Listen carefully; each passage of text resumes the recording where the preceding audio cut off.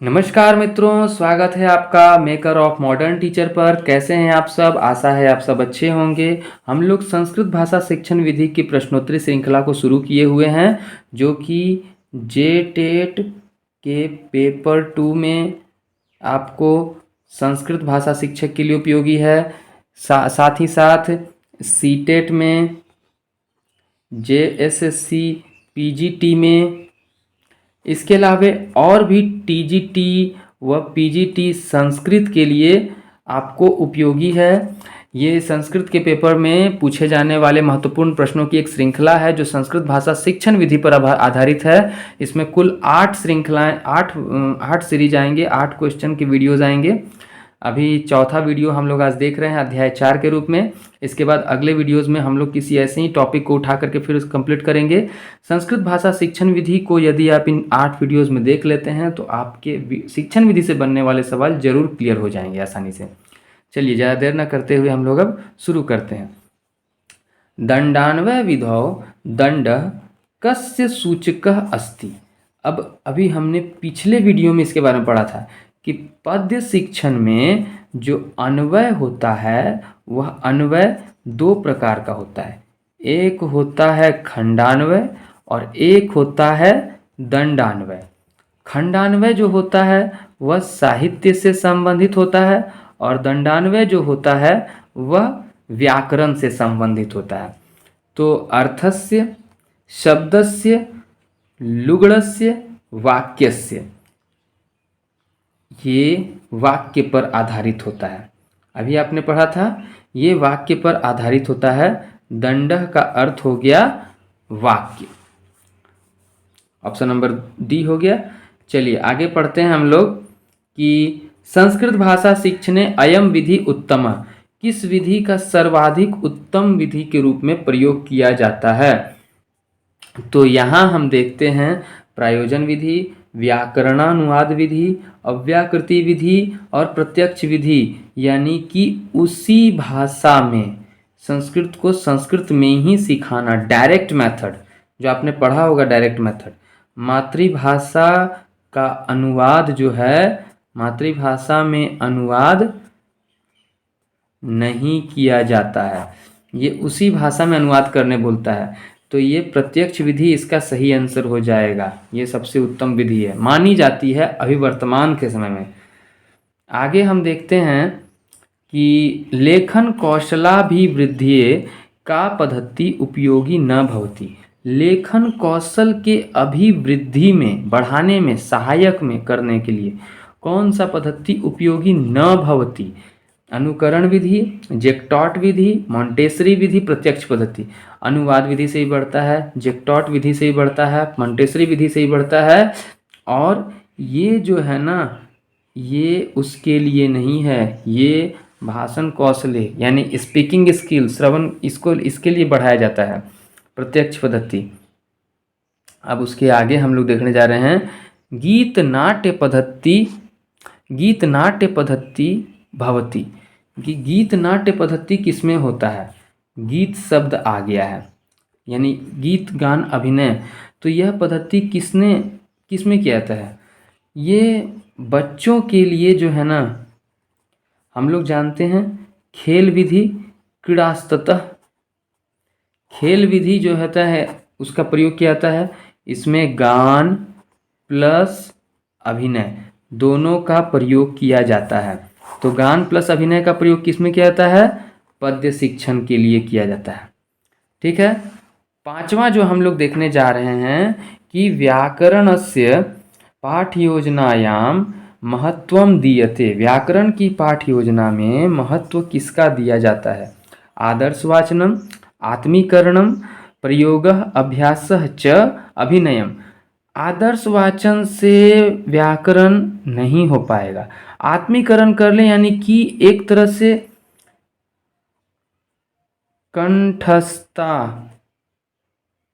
कंठस्था तू या विद्या, ये पुराने समय में कहा जाता था, जो कि इसको महत्व नहीं दिया जाता है।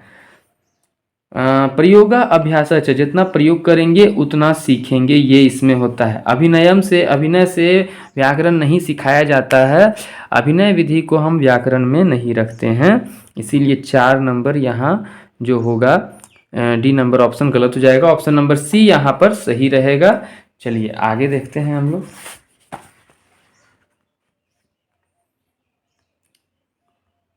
ये क्वेश्चन पीछे भी तरफ था, फिर भी पढ़ लेते हैं। लेखन कौशलस्य वृद्धिर्भवति, लेखन कौशल का वृद्धि किससे होगा? पत्र लेखने, गीत श्रवणेन, गीत श्रवण से नहीं, सूत्र कंठस्थी, देखिए कंठस्थीकरणेन जो है ना कहीं कहीं पर संस्कृत में प्रयोग किया जाता है, लेकिन लेखन कौशल के लिए नहीं। शुद्धोच्चारण, इसमें भी कहाँ से लेखन कौशल होगा? लेखन कौशल का वृद्धि सिर्फ पत्र लेखने में ही यहाँ दिख रहा है, ऑप्शन के अनुसार आंसर देंगे। बलाघात, आपने पढ़ा होगा 2 प्रकार के होते हैं, एक होता है बलाघात और एक होता है स्वराघात, ठीक है, 2 प्रकार के आघात होते हैं, बलाघात और स्वराघात। इति कदा, कदा, कदा मतलब कब, कब प्रयोग होता है, कहाँ प्रयोग इसका दिखता है? गहन पठने, गहन पठने में बलाघात कहाँ से होगा? मौखिकाभिव्यक्ति नाम व्यक्त्याम, दूसरा नंबर है आपको लिखिताभिव्यक्त्याम और मौन पठने। गहन पठने और मौन पठने दोनों सेम हो गया। मौखिक लिखित अभिव्यक्ति में बलाघात थोड़े लगेगा, मौखिक अभिव्यक्ति मुंह से बोलते समय में बलाघात स्वराघात दोनों किस में होता है? तो दोनों मौखिक में होता है, यानी कि भाषण के लिए, पठन के लिए। अव्याकृति कस्य शिक्षण विधि, अव्याकृति शिक्षण विधि का प्रयोग किस चीज के शिक्षण के लिए होता है? आख्यायिका, रूपकस्य, काव्यस्य या व्याकरणस्य? देखिए व्याकरणस्य की जो है ना ये शिक्षण विधि होती है, देखिए जान लीजिए पहले, व्याकरण की शिक्षण विधि को जो है ना हम 2 प्रकार की शिक्षण विधि बांट सकते हैं, एक हो गया परंपरागत शिक्षण विधि और एक हो गया आधुनिक शिक्षण विधि। परंपरागत शिक्षण विधि को फिर से हम 2 भाग में बांटते हैं, एक हो गया औपचारिक और एक हो गया अनौपचारिक। और अनौपचारिक में हम आपको जानते हैं अव्याकृति शिक्षण विधि का प्रयोग करते हैं, अव्याकृति शिक्षण विधि का प्रयोग करते हैं, याद रखिए। तो इसमें हम लोग अव्याकृति शिक्षण विधि में मतलब कि भाषा संसर्ग यानी भाषा से संबंधित सारी जानकारियों को पढ़ने का प्रयास करते हैं, ठीक है। आगे देखते हैं, 9 नंबर सवाल है, नवीन शिक्षण पद्धत्याम व्याकरण शिक्षणस्य सर्वाधिक रुचिकरो विधि मन्यते। नवीन शिक्षण पद्धति के अनुसार व्याकरण शिक्षण का सर्वाधिक रुचिकर विधि माना गया है। कौन सा रुचिकर विधि माना गया है? पारायणम, सूत्र कंठस्थीकरणम, आगमन निगमनम, अर्थावबोधनम। तो हम सब जानते हैं आगमन निगमन is the best method to teach grammar, ये सबसे अच्छा विधि है। इसमें पारायणम में आवृत्ति पर जोर दिया गया है, आवृत्ति जितना ज़्यादा दोहराया जाएगा, और इसमें जो ना स्मरण करने पर जोर दिया गया है, रटन पर जोर दिया गया है, ठीक है ना। अर्थावबोधनम तो समझ रहिए पद्य शिक्षण विधि आ गया। भाषा या कौशलानी कति संति, भाषा के कितने कौशल होते हैं हम सब जानते हैं, LSRW, यानी कि श्रवण, भाषण, पठन, लेखन, ये 4 कौशल होते हैं, चतवारी इसका आंसर हो जाएगा। तो चलिए आगे देखते हैं हम लोग।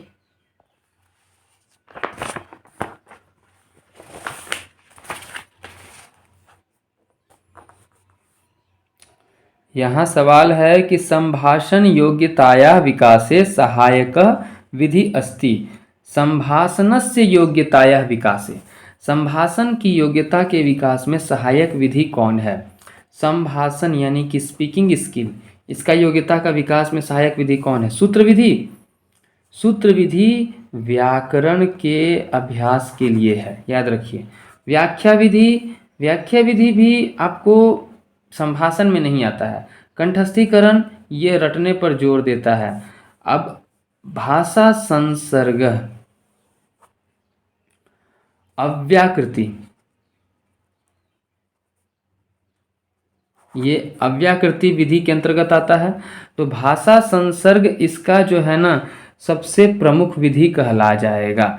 यह क्या है? यह व्याकरण में बातचीत के माध्यम से आपको भाषा संसर्ग यानी बातचीत के माध्यम से संभाषण योग्यता का विस्तार करने की प्रवृत्ति पर बल देता है। 12 नंबर क्वेश्चन पर आते हैं। मुख्य रूपेण संस्कृत भाषा शिक्षणस्योद्देश्यमस्ति। मुख्य रूप से संस्कृत भाषा शिक्षण का उद्देश्य है। क्या है उद्देश्य? संस्कृत भाषायां दक्षता प्रदानम यज्ञ संपादनम भारतीय संस्कृते प्रचार संस्कृत साहित्यस्य रक्षणम। तो ध्यान से देख करके समझते हैं। संस्कृत भाषा में दक्षता प्रदान करना, यज्ञ संपादन करना, भारतीय संस्कृति का प्रचार करना, संस्कृत साहित्य की रक्षा करना। ये ही एक जिम्मेदारी नहीं बना हुआ है कि आपको उसमें यही बच्चे को पढ़ा कर कैसा कर दे कि भारतीय संस्कृति का प्रचार कर रहे हैं या संस्कृत साहित्य की रक्षा कर रहे हैं। और यज्ञ संपादन पंडित जी सबको नहीं बनाना है, हमको यहाँ पर बच्चे में संस्कृत की दक्षता को बढ़ाना है ताकि वह संस्कृत भाषा में बोलने में, लिखने में, पढ़ने में दक्ष हो सके। इसका मुख्य उद्देश्य हो गया 12 का ए नंबर। छात्र न क्रियते, छात्र क्या नहीं करते हैं? तो देखिए, आदर्श वाचन नहीं करते हैं, अनुकरण वाचन नहीं करते हैं, मौन वाचन नहीं करते, साहित्यिक वाचन, सामूहिक वाचन, ये सभी वाचन करते हैं। आदर्श वाचन जो है ना ये अध्यापक करते हैं। यहाँ आदर्श वाचन अध्यापक के द्वारा किया जाता है। अनुकरण वाचन जो होता है अध्यापक के पीछे बच्चों के द्वारा, और ये होता है अनुकरण छात्र करते हैं। ये मौन वाचन होता है, ये छात्र छात्राएं करती हैं यानी कि विद्यार्थी करते हैं। और ये सामूहिक वाचन भी वही लोग करते हैं। आदर्श वाचन केवल अध्यापक करते हैं। ठीक है, आगे देखते हैं हम लोग 14 नंबर सवाल। इसका आंसर ये हो जाएगा। 14 नंबर सवाल है कि पाठ योजनायाम पूर्व ज्ञानस्य तात्पर्यम अस्ति। पूर्व ज्ञान का अर्थ क्या है? पूर्व दिशायाम, पूर्व देशस्य, पूर्व कक्षाया, भारत देशस्य। तो पूर्व कक्षाया ज्ञानम यानी कि पहले की कक्षा में पढ़े गए चीज़ों के ज्ञान। खंडान्वय विधेय प्रयोग क्रियते। अभी हमने पढ़ा खंडान्वय हो या दंडान्वय हो, इनका विधि का प्रयोग किसमें करते हैं? गद्य शिक्षण में, पद्य शिक्षण में, कथा शिक्षण में, नाटक शिक्षण में। आंसर हो जाएगा पद्य शिक्षण में। चलिए आगे देखते हैं हम। व्याकरणानुवाद विधे प्रवर्तक क। व्याकरण अनुवाद विधि का जो प्रवर्तक थे यानी कि जन्मदाता, शुरुआत करता, इसको जन्मदाता ही बोल सकते हैं। व्याकरण अनुवाद विधि की किसने शुरुआत की थी? किनके द्वारा इस विधि का प्रयोग सबसे? डॉक्टर राधाकृष्णन, डॉक्टर रामकृष्ण गोपाल भंडारकर, और उसके बाद फ्रायड, प्रोफेसर वी बॉकिलर। तो इसका आंसर है डॉक्टर रामकृष्ण गोपाल भंडारकर। इसी के कारण इसको भंडारकर विधि भी कहते हैं। भंडारकर विधि भी कहते हैं। यह डॉक्टर भंडारकर विधि भी कहलाते हैं। भंडारकर विधि भी व्याकरण अनुवाद विधि को कहते हैं, इसलिए आंसर हो जाएगा बी नंबर। चलिए आगे देखते हैं। 17 नंबर पूछता है कि निश्चित उत्तरात्मक प्रश्न कः। निश्चित उत्तरात्मक प्रश्न कः यानी कि एक फिक्स आंसर, निश्चित उत्तर वाला प्रश्न को क्या कहा जाता है? वस्तुनिष्ठ प्रश्न, अति लघु उत्तरात्मक प्रश्न, लघु उत्तरात्मक प्रश्न, निबंधात्मक प्रश्न। ये तो ओपन इंडेड प्रश्न है। ओपन इंड वाले यानी कि मुक्त अंतात्मक प्रश्न होते हैं। अति लघु उत्तरात्मक प्रश्न यानी कि इसमें छोटे छोटे आंसर होंगे, लेकिन वस्तुनिष्ठ में एक ही सही आंसर होगा, एक ही सही जवाब। यही इसका सही आंसर हो जाएगा ए नंबर। पठने दुर्बल छात्राणां कृते कीदृशं शिक्षणं प्रदीयते।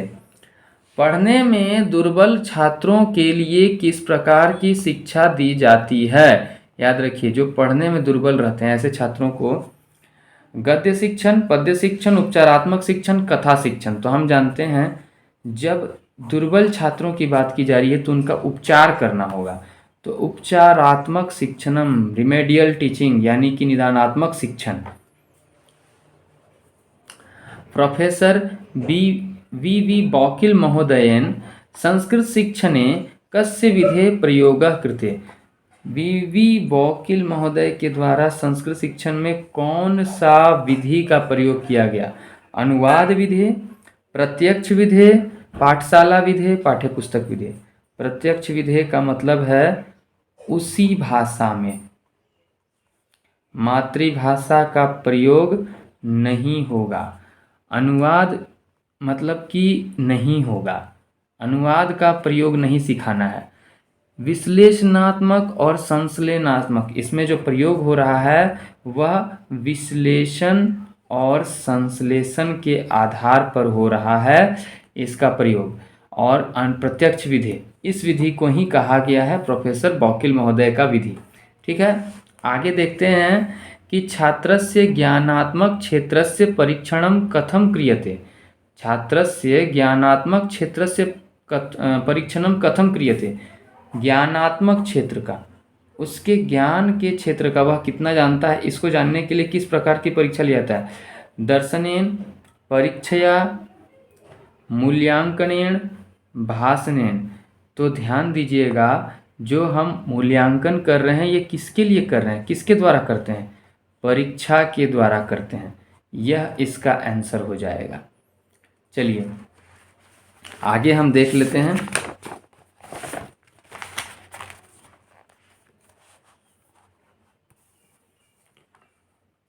पठन कौशलस्य उद्देश्यम अस्ति। पठन कौशल का क्या उद्देश्य है। पठन कौशलस्य उद्देश्यम अस्ति। पठन कौशल का उद्देश्य क्या है। पठित्वा लिखिताभिव्यक्ति, जो पढ़े हैं उसको लिखकर अभिव्यक्त करना। पठित्वा मौखिकाभिव्यक्ति, जो पढ़े हैं उसको बोलकर अभिव्यक्त करना। पठित्वार्थ ग्रहणम, पढ़ करके अर्थ ग्रहण करना। और पठित्वा पांडित्य प्रदर्शनम, पांडित्य प्रदर्शनम नहीं है, मौखिक लिखिताभिव्यक्ति या मौखिकाभिव्यक्ति नहीं, ये जो है ना पढ़ करके उसका, उससे भी इन दोनों का मिलित रूप हो गया ये कि अर्थ ग्रहणम। ऑप्शन नंबर सी हो जाएगा इसका आंसर। 22 नंबर है कि पद्य पाठ योजनायाम कीदृशा प्रश्ना न भवन्ति। पद्य पाठ योजना में किस प्रकार के प्रश्न नहीं होते हैं। सौंदर्यानुभूति प्रश्न होते हैं, केंद्रीय भावस्य ये भी होते हैं, तुलनात्मक ये भी होते हैं, विचार विश्लेषण जो होता है ये इसमें नहीं पाया जाता है। विचार विश्लेषणात्मक प्रश्न इसमें नहीं पाए जाते हैं। छात्राणां सुलेखः लेखन शैली अभिव्यक्ति च कैः प्रश्नः परीक्ष्यन्ते। छात्राणां के सुलेख लेखन शैली अभिव्यक्ति च कैः प्रश्न। तो इसमें जो है कै प्रश्न, किस प्रकार के प्रश्न। कैः का मतलब हो गया कि किस प्रकार के प्रश्न का प्रयोग किया जाएगा। वस्तुनिष्ठ, लेखन शैली का वस्तुनिष्ठ नहीं हो पाएगा। लघुत्रात्मक, अति लघुत्रात्मक लिखेगा तो, लेकिन उससे बेहतर जो लिखेगा वह इसमें लिखेगा। सबसे उपयुक्त आंसर ये है, सर्वाधिक उपयुक्त। आदर्श वाचनस्य प्रयोजनम अस्ति, यानी कि आदर्श वाचन का प्रयोग कहाँ होता है। श्रुतलेखनम, उच्चारण शिक्षणम, त्रुटि संशोधनम और काठिन्य निवारणम। तो देखिए आदर्श वाचन का प्रयोग किसके लिए होता है, उच्चारण शिक्षण के लिए होता है, उच्चारण शिक्षणम। आगे है 25 नंबर अंतिम प्रश्न कि मौखिक परीक्षाया भेदा नास्ति। मौखिक परीक्षा के कौन सा प्रकार नहीं है। शास्त्रार्थ परीक्षा, उसके बाद शलाका परीक्षा वस्तुनिष्ठ परीक्षा, भाषण परीक्षा, इसमें ही बोलना है, इसमें ही बोलना है, इसमें ही बोलना है। ये किताब कॉपी संबंधित, ये स्कूल में होने वाला, और ये भाषण। वस्तुनिष्ठ टिक मारने वाला चॉइस है, ये इसका आंसर हो जाएगा। तो आज हमने 25 प्रश्नों को फिर से देखा है। अगली 5वीं कक्षा की सीरीज को हम बहुत जल्दी ही लेकर उपस्थित होंगे। अभी तक हमने 100 प्रश्न को हल किए हैं, आगे के प्रश्न बहुत जल्दी उपस्थित होंगे। तब तक के लिए धन्यवाद।